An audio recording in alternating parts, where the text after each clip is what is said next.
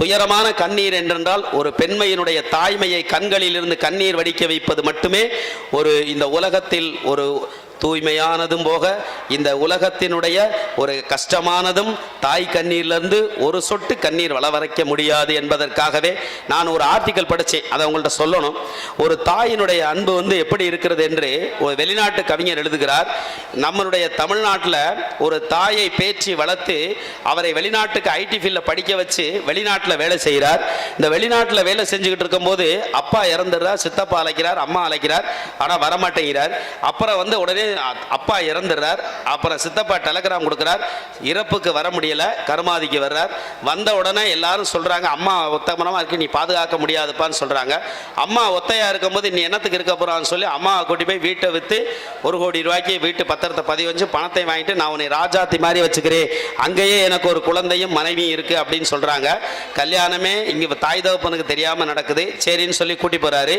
உன்னை ஏர்போர்ட்ல வச்சு டிக்கெட் எடுத்துட்டு வரேன்ட்டு போனவர் காலையில போனவர் மாலை வரைக்கும் வரல. அங்க இருக்க அத்தனை சிசிடி கேமராலையும் ஒரு வயதானமா உட்காந்துருக்காங்களே என்னன்னு சொல்லி செக்யூரிட்டியை விட்டு கேட்குறாங்க. என்னுடைய பையன் டிக்கெட் எடுக்க போனவர் வரல, அதுக்காக உட்காந்துருக்கேன்னு சொல்றாங்க. இல்லம்மா எல்லா ஃப்ளைட்டுமே போயிடுச்சு, உங்க பையன் பேர் என்ன எந்தன்னு சொல்லி உடனே போய் அவங்க சொல்றாங்க. உடனே அந்த ஏர்போர்ட்ல இருக்கக்கூடிய எம்டி முன்னாடி கேட்குறாரு, எந்த ஃப்ளைட்ல எந்த ஊருக்குமா சொன்னார். அந்த ஊருடைய ஃப்ளைட் லிஸ்ட் எடுத்து பார்த்து பையனுடைய பேரை கேட்டால் காலைல 10 மணிக்கே ஃப்ளைட்டில் ஏறிட்டாருமா, நேரம் போய் அங்கே போய் மதிய உணவு சாப்பிட்ருப்பாருன்னு சொல்றாரு. இல்லை நீங்கள் நல்லா பாருங்கள், என் பிள்ளை என்னை விட்டுட்டு சாப்பிட்ருக்க மாட்டாரு அப்படின்னு சொல்லி தாய் என்பு சொல்கிறாங்க. நல்லா போனீங்கம்மா, இந்த டிக்கெட் லிஸ்ட்டுக்கு கன்ஃபார்ம் லிஸ்ட்டுக்கு இன்னும் உலகம் தெரியாமல் இருக்காங்களே. இப்படிப்பட்ட தாயை இந்த பரிதவிக்க விட்டு போனவன் என்ன ஆக போகிறான்னு சொல்கிறதுக்கு முன்னாடி, என்னன்னு சொல்கிறதுக்கு முன்னாடி வாயை தட்டிட்டாங்க. இதே தாயினுடைய அன்பு. தாயினுடைய அன்பை இன்னும் பார்க்கும்போது என்ன அப்படின்னு சொல்லி, இருந்தும் மறந்தும் மருந்தும் இனி அந்த வார்த்தையை சொல்லாதீங்கன்னு சொல்லிட்டு உடனே அவர் கால் டாக்ஸியை பிடிச்சி ஊரில் கொண்டாந்து விட்டுறாங்க. விட்ட பிறகு நம்ம பிள்ளைக்கு ஒரு அவச்சொல் வரக்கூடாத, இது நம்மளோட போகட்டும் சொல்லி அவங்க அன்னைக்கு இருக்கக்கூடிய அரளி விதையை எடுத்து சாப்பிட்டு இறந்துடுறாங்க. அவர் போய் ஊரில் போய் உட்காந்து போகிறாரு. ஒரு நாள் கழித்து போகிறாரு, ஸ்வீட்லாம் வாங்கிட்டு போகிறாரு. வீடு விற்றதை மனைவி அம்மா இறந்துட்டாங்க, இறந்த வீட்டில் ஸ்வீட் சாப்பிடக்கூடாதுன்னு சொல்கிறாங்க. இப்படிப்பட்ட பிள்ளைகள். அதே நேரத்தில் அவர் பைத்தியமாகவே ஆயிடுறார். அதனாலதான் தாயை தூற்றி வாழ்ந்தவனும் இல்லை, தாயை போற்றி வீழ்ந்தவனும் இல்லை, மாதா வைரறிய வாலா ஒரு நாளும் சொன்னவர் வாரியார் சுவாமிகள். இப்படிப்பட்ட தாய்க்கு இவ்வளவு புகழாரம் நாம் சூடி கொடுக்கும்போது அந்த தாயினுடைய கண்களிலிருந்து தாயை பார்க்க வைத்து தாரத்துக்கு ஊட்டாதே, நாளை அந்த தாரமும் ஒரு தாயாக வரக்கூடும் இப்படின்னு சொல்றாங்க வேதாத்தையெல்லாம். அதனால நம்ம திருவாசகத்தை உணர்ந்து படிக்கிறோம், சொல்றோம். இதெல்லாம் முகவுரையும் முன்னுரையும் நாம் கேட்டு தெரிந்து இந்த உலகத்தில் நான் படிக்க வேண்டும். ஒரு கல்லூரியில் IAS அகாடமியில் நான் பேசுறேன், இன்னும் ஒரு தாயை பற்றி பேசுறேன், அதே மாதிரி தமக்கையை பற்றி பேசுறேன், அதே மாதிரி பெண்ணை பற்றி பேசுறேன். இப்போ பேசும்போதே இந்த வள்ளுவரை சொன்னேன். அப்படி பேசும்போது இந்த சின்ன குழந்தைகளுடைய பெற்றோர்களும் வந்திருக்காங்க. பேரண்ட்ஸ் ஆனிவரி ஃபங்க்ஷனில் கண்ணீர் விட்டு அழுதாங்க. நிறைய பேர் கண்கள்ல இருந்து கண்ணீரை பார்த்து நான் இப்படி பேசும்போது உருக்கமான கருணையை தவிர யாரும் சொல்ல முடியாது. என்னோட மெடிக்கல் ரப்பா வேளாத்ததெல்லாம் நீங்க எவ்வளவு கஷ்டப்படுறாங்க அடுத்த வேற சாப்பாட்டுக்கு. ஆனா 21 நாட்டு கம்பெனியினுடைய மேனேஜிங்கினுடைய சேல்ஸ் மார்க்கெட்டிங்ல இருந்திருக்கேன், தமிழ்நாடு சேல்ஸ் மார்க்கெட்டிங்ல இருந்திருக்கேன், WHO வேர்ல்டு ஹெல்த் ஆர்கனைசேஷன்ல மெம்பரா இருந்திருக்கேன், தமிழ்நாடு விஸ்வகர்ம சங்கத்தினுடைய மாநில இளைஞரணியா இருந்து விஸ்வகர்ம நலமாரியா கலைஞர்கிட்ட இருந்து கணபதி ஸ்தபதி எங்க மாமா மூலமா வாங்கி கொடுத்திருக்கேன். அப்துல் கலாம் அரிஸ்டோ ஹோட்டல்ல தங்க வச்சு சென்ட் ஜோசப் காலேஜ்ல ஆனிவர்சரி ஃபங்க்ஷன்ல வரவேற்புரை பேசியிருக்கேன். அப்துல் கலாமோட SP கலியமூர்த்தி திருச்சியில இருந்தோட பயணம் பண்ணியிருக்கேன் கலெக்டரோட. அதே மாதிரி ஜெயலலிதாவோட இந்த வணிகர் சங்கத்தினுடைய செக்ரட்டரியா இருந்து மாவட்டத்துக்கு போய் பேச்சுவார்த்தை நடத்தும் போது ஃபுட் சேஃப்டி கமிஷனை பத்தி அந்த அம்மாட்ட 1/2 மணி நேரம் பேசும்போது அந்த அம்மா பாராட்டி 3 மண்டலத்தினுடைய ஜோனலா எனக்கு ஒரு போஸ்டிங் ஆர்டர் கொடுத்தாங்க. இன்னைக்கு அந்த போஸ்டிங் வச்சுதான் கொரோனால அத்தனை ஹோட்டல்களையும் போய் விசிட் பண்ணேன் கலெக்டரோட. இவ்வளவு விசிட்டிங் ஆர்டே பத்தாது, இவ்வளவு புகழையும் மணிவாசகத்தினுடைய அமைச்சர் பொறுப்பு போல இறைவன் கொடுத்து என்னை தடுத்தாட்கொண்டார். இன்னைக்கு எதுக்கும் உமரதில்லை. இன்னைக்கெல்லாம் என்கிட்ட சொன்னாங்க ஒரு MLA வீட்டுக்கு கூட்டிட்டு வர, எனக்கு கவலையே படலை. எத்தனையோ மந்திரி பார்க்க வருப்பாங்க. இதே ஃபைனான்ஸ் மினிஸ்டர் சிதம்பரத்தையும் பெரிய ஏற்பனை வச்சுதான் நான் வீடு கீழே திறப்போலா பண்ணேன். அத்தனை பேர் வந்திருந்தாங்க. இதே விக்ரம் ராஜா நைட்டு என் வீட்டில் தங்கியிருந்து காலையில் பண்ணார். அன்னைக்கு 5வது மாநாட்டுக்கு நீங்க பேச கிட்டத்தட்ட 8 வேனு காலையில் அப்படி உணவு அம்மாலாம் வந்தாங்க. மதியானம் அதே மாதிரி 5 காயோட நெய் பாயாசம் அதே மாதிரி உணவு. கிட்டத்தட்ட 1000 பேத்துக்கு உணவு கொடுத்து அந்த ஒரு மாநாட்டை நடத்தினான்.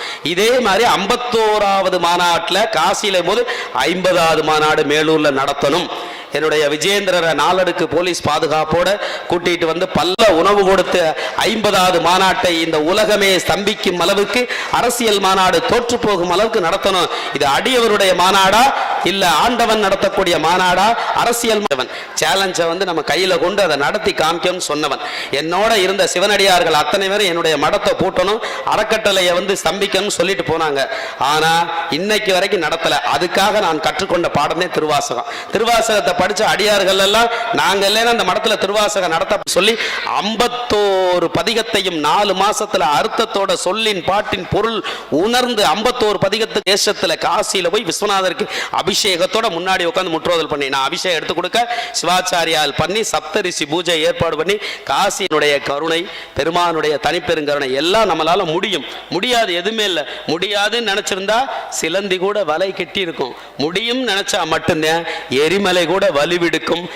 எண்ணியதாக நடந்தால் நம்முடைய அத்தனையும் கஷ்டங்களும் எரிந்து சாம்பலாகிவிடும். நம்ம பிரபஞ்சத்தில் எது நினைக்கிறோமோ அதை நிச்சயமாக நல்ல நினைப்புக்காக நிச்சயம் பிரபஞ்சம் கொடுக்கும். இதை கல்வியாளர்களுக்கும் எடுத்தோம். எல்லாரும் பன்னிசையோட பாடினாங்க. நான் அடியேன் அதுக்கு ஒரு இசையை கொடுத்து இன்னிசையோட பாடினோம். இன்னிசையோட படித்தது இன்னைக்கு 100 பதிகத்திலேயே இன்னிசையோட படிக்கும் போது இன்னைக்கு பல இடத்துக்கள்ல முற்றோதல் பண்ணது. திண்டுக்கல்லையாவில் அங்கே முற்றோதல் பண்றாங்க. சுவாதியில சுந்தரர்ல இப்படின்னு சொல்லி அஞ்சை களத்தில் பண்றாங்க. அவினாசியில போனோம். ஐயா இப்படியும் இருக்காயான்னு சொல்லி திருநாவலூர்ல ரேடியோவை போட்டு ஸ்பீக்கர்ல வச்சு உலக ஊருக்கே காமிச்சாங்க. திருநாவலூர்ல அந்த 100 பதிகம் இப்படியும் படிக்கலாமாங்கயா அப்படின்னு சொல்லி தாமோதரன் ஐயாவும் கலுக்குள்ள சுந்தரரை நம்பி ஆரூரரை வந்தொன்றனை இந்த உலகத்திற்கு 100 பதிகங்கள் மூலம் சுந்தரரை 100 முற்றோதல் மூலம் சிலருக்கு தெரியப்படுத்தினோம். நிச்சயமாக சுவாதியில் சுந்தரராக இப்ப உலகத்திற்கு கொண்டு வந்தது 2 திருமுறைகளை நைகண்டதாவதற்கு முன்னாடியே கொண்டு வந்து உந்தியார் நம்ம எல்லாம் படிக்கிறோம். அதெல்லாம் ஒரு நூல். அந்த நூல்ல இருந்ததே மணிவாசகர் கொண்டாந்திருக்கார். அதுல திருமுறைகள்ல 8ஆம் திருமுறையை சொல்லும் போது சிவஞான போதத்தை இந்த உலகத்திற்கு தெரிவிப்பதற்காக இறைவன் கையில் இருக்கக்கூடிய புத்தகம் சிவஞான போதம். இந்த மைகண்டா தேவர்களும் முன்னில் இருந்த அத்தனை உமாபதி சிவமும் அகாலத்தில் வைத்துக் கொண்டிருந்த சிவபெருமான் நமக்கு பூலோகத்தின் மூலமாக மணிவாசக பெருமான் சிவஞான போதத்தை காப்பாற்றியதனுடைய ஒரு விசுவாசத்தின் மூலமாக புராண நீதந்து இது அதை சொல்றேன். கொஞ்சம் காலம் தாழ்த்தான் படிங்க. இந்த திருவாசகத்தினுடைய பெருமையை முதல் சொல்லணும். சொல்லிட்டு அப்ப நம்ம படிப்போம்.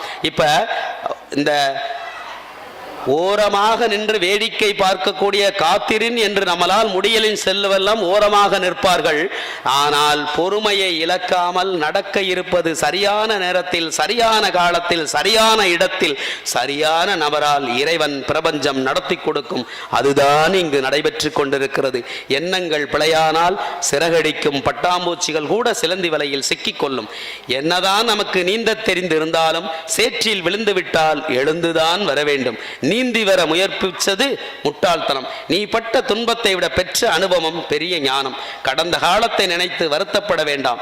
நிகழ்வானதே அது மகிழ்வானது. நிகழ்காலமே நிகழ்கின்ற உண்மையான நிதர்சனமான உண்மையாக இருக்கும். விட்டு கொடுக்கவும் விட்டு விலகவும் முடியாமல் சில நேரங்களில் மனம் பேதிக்கிறது.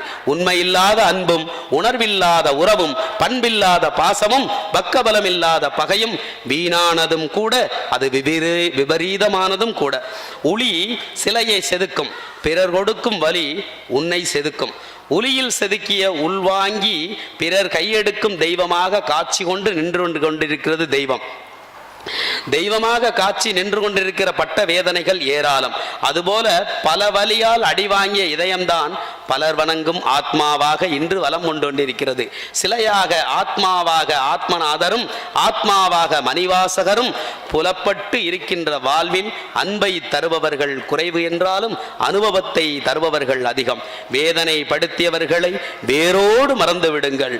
அன்பு செலுத்தியவர்களை ஆயுள் உள்ளவரை அவர்களுக்கு அடிமையாக நீங்கள் இருக்க கற்றுக்கொள்ளுங்கள். சரி செய்து வாழ்வதை விட சரியானதை செய்து வாழ்வது போல் அப்படி வாழ்ந்தவர்கள் தான் இந்த உலகத்தில் சரித்திரத்தில் இடம் பிடித்திருக்கார்கள். சரியானதை தேர்ந்தெடுக்காதவர்கள் சங்கடத்தில் ஆழ்ந்தார்கள், வீழ்ந்தும் இருக்கிறார்கள். பிகாசாவினுடைய ஓவியத்தை விட, பீத்தோவின் இசையை விட, சாக்ரடீஸின் தத்துவத்தை விட, நெப்போலியனின் வீரத்தை விட, டயோஜெனிஸினுடைய விவேகத்தை விட, எமர்சனின் எண்ணத்தை விட, பாரதியின் பரவச கவிதையை விட, கம்பனின் ஒரு செயல், ஏன் கண்ணதாசனின் ஒரு வரி ஒருவனுடைய வாழ்வையே புரட்டி போடும். அப்படி வழிவந்ததுதான் இந்த மாநாடு, இந்த மணிவாசகரின் மகத்தான இந்த மாநில மாநாடு. அப்படிப்பட்ட இந்த மாநாட்டினுடைய பெருமையை நாம் சொல்லும் விதமாக மணிவாசகர் எப்படி இந்த பூமிக்கு வருகிறார், திக்கு தடுமாறி திசை மாறி திருப்பெருந்துறை வந்தடைந்து, முன்பு நீ நமக்கு தொண்டன் முனிவன், முன்னிய வேட்கை கூற பின்பு நம் ஏவலாலே பிறந்தன, மண்ணின் மீது மண்ணாசையை வெறுத்து நீ துன்பு கூறு வாழ்க்கை நின்னை தொடர்வர நாம் தொடர்ந்து வந்து ஆட்கொண்டு நண்புல மறையோர் முன் வேதியராய் தில்லைவால் அந்தனராய் குருநாதராய் குருந்த மரத்தில் அமர்ந்து தடுத்தாட்கொண்டு பண்பும் பணிவும் பக்கபலம் வாக்கும் வல்லமையும் வாழ்வு பலம் செல்வமும் செல்வாக்கும் செம்மை நலம் செம்மை நலம் அறிந்து மும்மை மலம் மறுத்து முதல்வன் முக்கனன் பரம்பொருள் பார்வை தீட்சையளித்து பாதார விந்தங்களை சென்னையில் வைத்து சேவகனை அமைச்சரை ஆண்டியாக்கி அடியவர்க்கு அன்பராக்கி காவிக்குள் கருணையை பெற்று கவலையை விடுத்து கண்ணீரை வரவழைத்து உற்ற தேகத்தில் பெற்ற அன்பினை பகிர்ந்து சுற்றத்தை எல்லாம் துடைத்து தூக்கி எறிந்து கற்ற அடியவராக கனிவுற்று கணவனை இழந்த கைம்பெண்ணின் அழுகை குரல் அகம் குலைந்து குருந்த மரத்தின் மீள் குளைத்த சொல் மாலை எனும் திருவாசக பெருந்துரை பிறந்த தாய் வீடாம். அதுவே தாய் வீட்டிற்கு அளித்த சீதனமாம். தந்தது உன் தன்னை கொண்டது என் தன்னை. இதுவே நடராஜ பெருமான் கொடுத்த தாய் வீட்டுக்கு திருப்புரைந்துரைக்கு சீதனம். திக்கு தடுமாறி வர்றார். வரும்போது அவர் குதிரை சத்தம் எப்ப கேட்கும் சொல்லி செவிசாய்த்து பாடம் நடத்திட்டு இருந்தாராம். இந்த சிவஞான போதம்ன்ற நூலில் இருக்க பாடத்தை இறைவன் வேறு சிந்தனையோட கற்றுக் கொடுத்தாராம். ஏனென்றால் நம்முடைய வாத ஊரன் அடிகள் எப்பொழுது வருவார் வருவார் வருவார் என்று அண்ணலும் நோக்கினால் அடியவரும் நோக்கினால் நயன தீட்சை கொடுத்தார், பரிச தீட்சை கொடுத்தார். சென்னையில் சேவகனாய் வைத்த காளை குருந்த மரத்தின் கீழ் திருவாசகம் பிறப்பதற்கு காரணமான தாய் வீடாம்.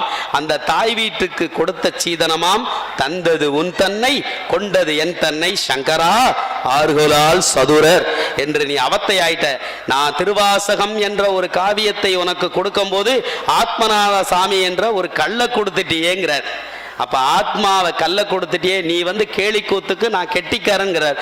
அப்பத்தான் மணிவாசக பெருமான் சிரிச்சாராம். 21 பதிகத்திலும் 21 தரமுறையை கடந்து 22வது பதிகத்துல அவர் இருதய பதிகம் சொல்றது. ஆத்மார்த்தமாக கண்ணீர் விட்டு கதும்பி சிரிக்கிறார்.